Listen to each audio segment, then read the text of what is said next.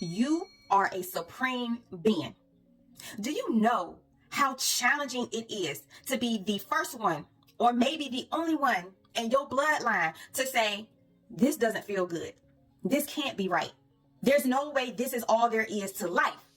And to feel greatness within you. And to not have people believe in you, to doubt you, okay? For you to have to go out into the world, without much of the teachings that you were taught, because they are no longer in alignment with your mindset, your thought process, your actions, your soul's guidance. Okay? Do you know how difficult the journey is to do all this inner work, to let go of people, places, and things, and habits, and thoughts that are no longer in alignment with your higher being? Do you know how challenging that is?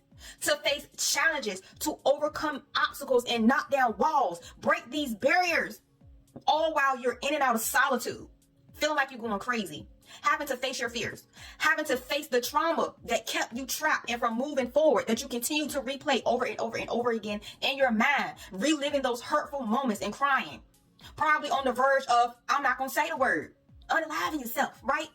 Do you know how difficult it is to overcome that? To say, I want better for myself, my bloodline, the generations to come after me, okay? For the world?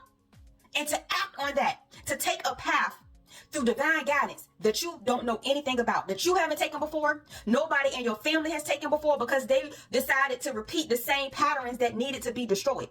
But you move forward and you start taking those steps with nothing but you, yourself, and yourself. Okay? Consciousness. Just with the guidance that you allowed yourself to learn along the way from previous experiences. Do you know how challenging that is? Yes, you are a supreme being. I am telling you to celebrate yourself. Pat yourself on the back. No, you don't got to look down on people. You don't have to frown at people. But I want you to go ahead and sit on your throne and sit on that pedestal, because you've done it. You're doing it. And you're going to continue to do it. You have never given up. You have never gave in. You continue to move forward even when people was hoping for your failure instead of rooting for your success. You grieve when you had to walk away from people that you love, from situations that were not beneficial to you or to others, but they chose to keep repeating those patterns and cycles. Or you predicting something was going to happen and you tried to heed and warn someone and they didn't listen, and the worst came. And you had to keep moving forward. Do you know how challenging that is to work on yourself every day? Because you are never healed. You're always healing. You're always learning. We're always growing, okay? It is a journey to trust the unknown, to have faith in that unseen power, that higher power, whatever that belief is for you, to want better, to build a new foundation for your bloodline, to literally reconstruct your DNA. Because that's what you're doing. You're reconstructing your DNA. You are destroying yourself. You destroyed the old version of you that was no longer in alignment with your higher being, your well-being, nature, the universe, God, okay? Your calling, your purpose. You had to destroy that person, and that meant that you had to go into the dark. Again, you had to face those traumas. You had to let go. You had to have an overstanding. You had to forgive yourself, forgive others. And if you didn't forgive, you had to find a way to release that. You had to cry. You had to fight. Really, you had to fight. Walk away. Be alone. Solitude, yes.